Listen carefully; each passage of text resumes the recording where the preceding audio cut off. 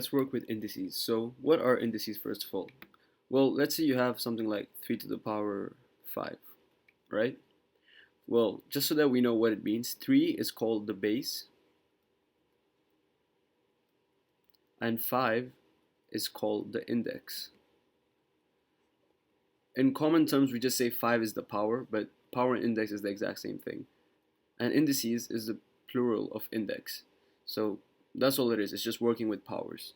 There are some rules that we need when working with indices. We can't just do whatever we want with it. So, rules.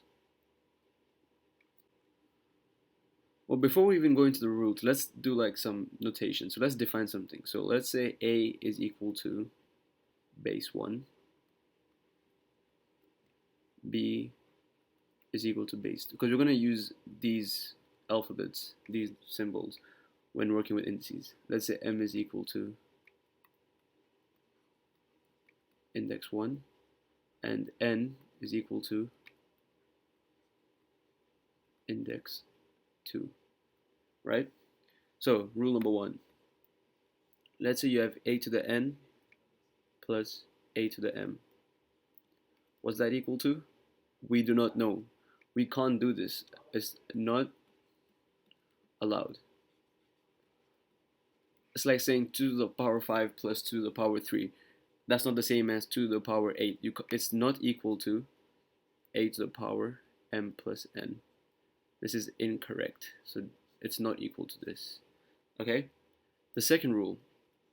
Let's say we had A to the power N plus B to the power M. Well, of course, if you can't do it with A, you can't do it with B either. So this is also not allowed. These are just some common mistakes I've seen that people make with indices. So just making sure that we don't make the same mistakes. So this is also not allowed. Well, let's get into what is allowed. So let's say we had A to the power M times A to the power N. This is allowed. This is equal to A to the power M plus N. That's allowed. Let's say we had A to the power M divided by A to the power N.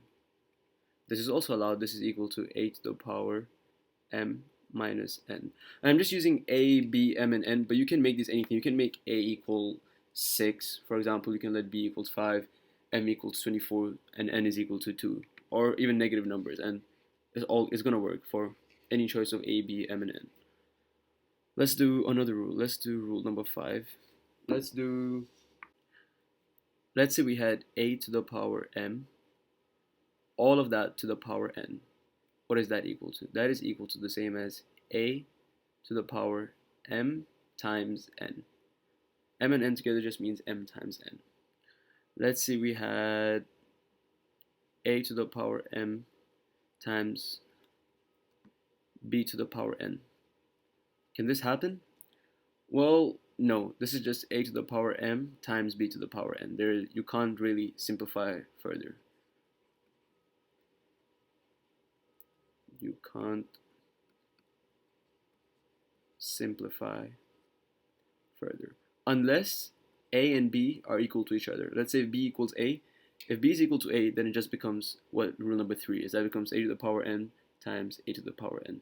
So number 6, you can't really do anything with that. Let's do something interesting. What if we had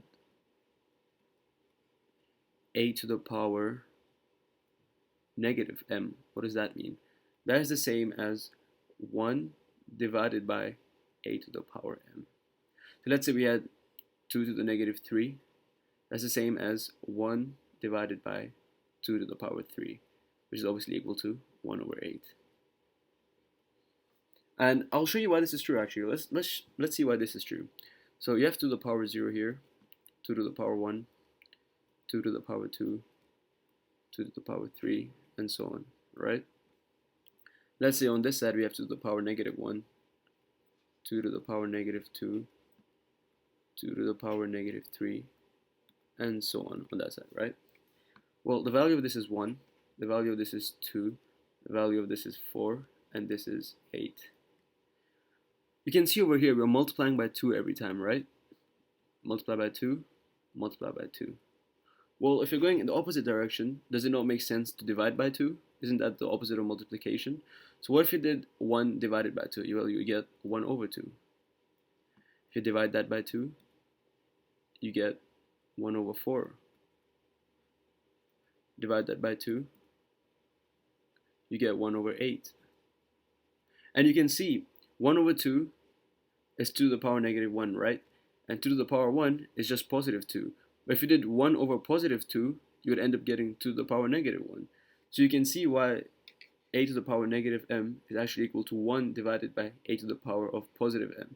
You can see this is 4, this is 1 over 4. But this was 2, and now this is negative 2. So you can see why this is actually true. And let's do 2 more rules. Let's do rule number 8. Let's do a to the power m divided by n. This is the same as taking the nth root of a to the power m. So let's say you had 6 to the power 3 over 2, right? That's equal to saying the square root of 6 cubed. 6 cubed is 216, so the square root of 216 should be around 14 point something. So that's what it means. Let's do another one just to make sure that that point's clear. So let's say we had 5 to the power 3 over 4. That's like saying take the 4th root of 5 to the power 3. So let's take the 4th root of 125. So let's make sure that's clear.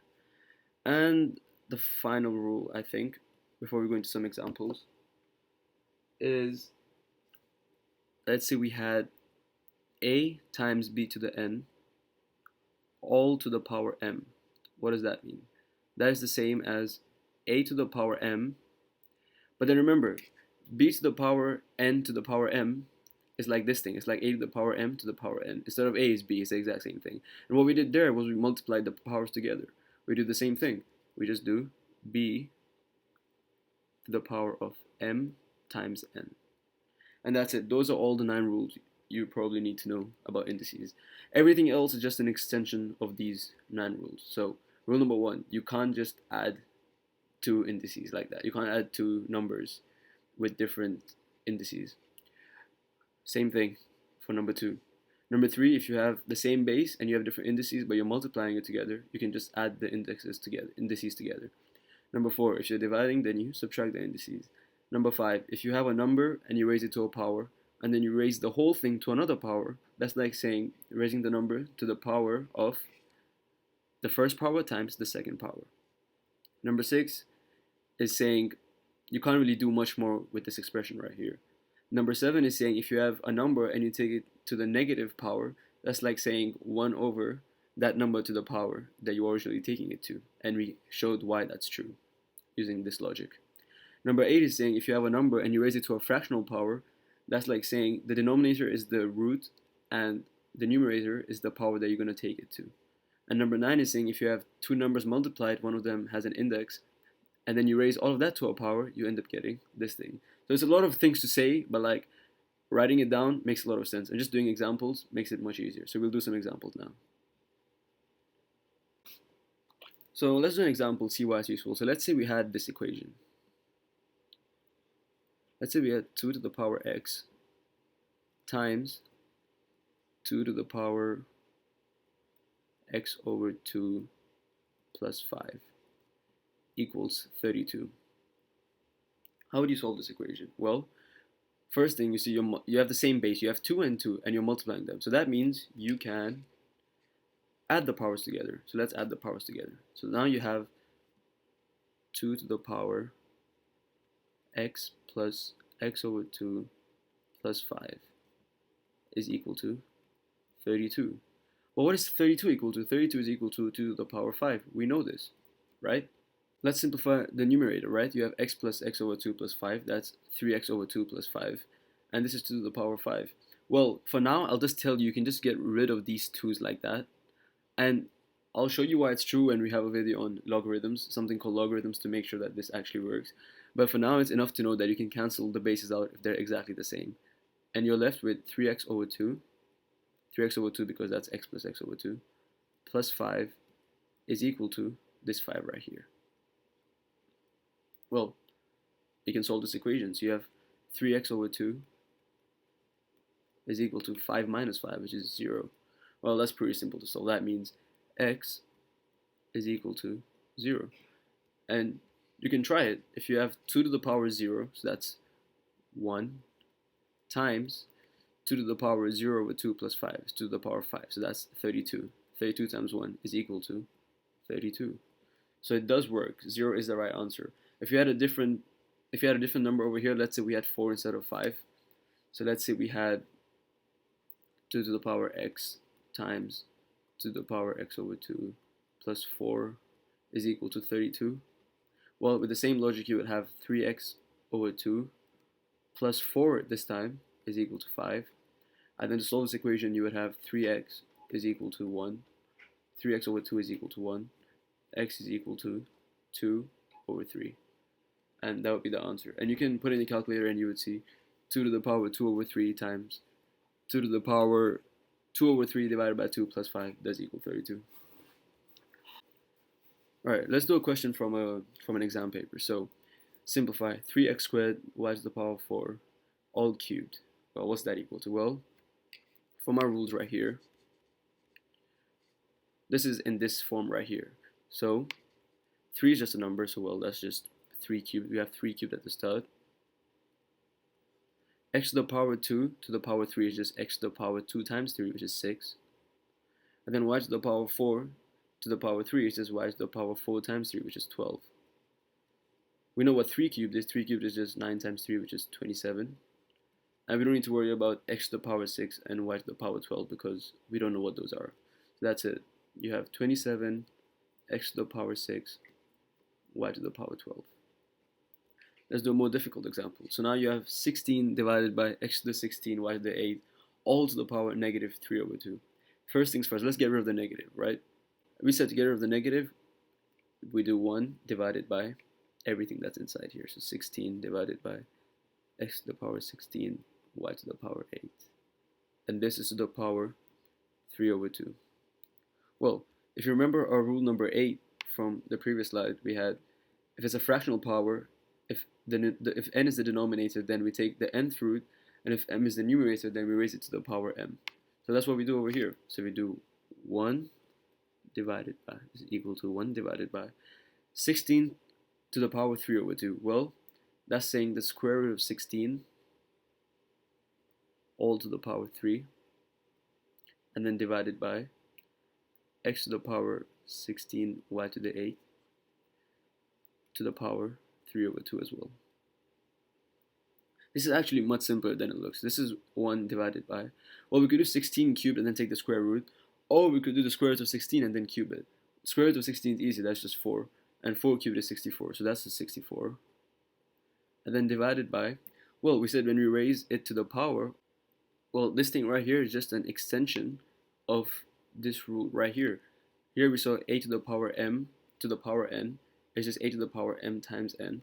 Well, you can extend this rule, so this is like 5 star, and you can say a to the power m to the power n over, let's say, k, right, is equal to a to the power mn divided by k. You've done the exact same thing. You just done m times n divided by k, and you end up getting mn over k.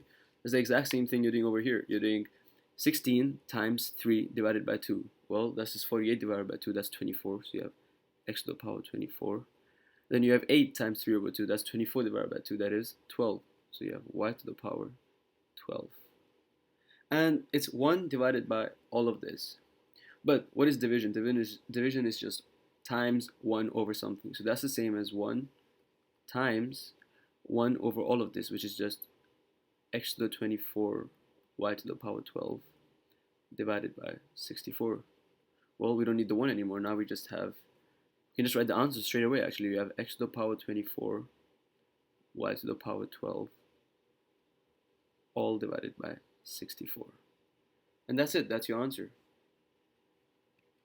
There's nothing complicated about indices. You just have to make sure that you understand all the important rules. And the most important ones are the negative power, which means you do 1 divided by the whole thing, and fractional powers, which just means you multiply the power inside So like 16 right here by the fraction. Here by the fraction. Let's say we didn't want to do the negative power first. Let's say we just wanted to multiply by the number first and then do the negative. Can we do that?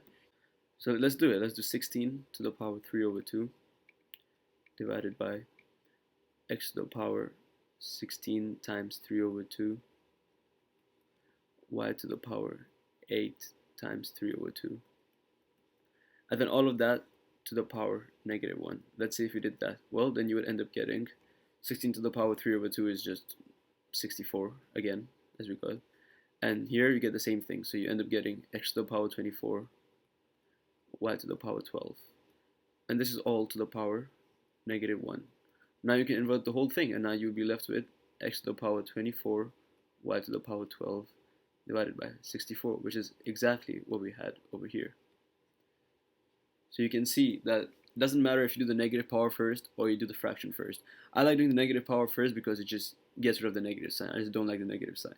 And yeah, that's all you need to know about indices, to be honest. Make sure you like, comment, subscribe, share, all of that. And these are the main rules you need to know.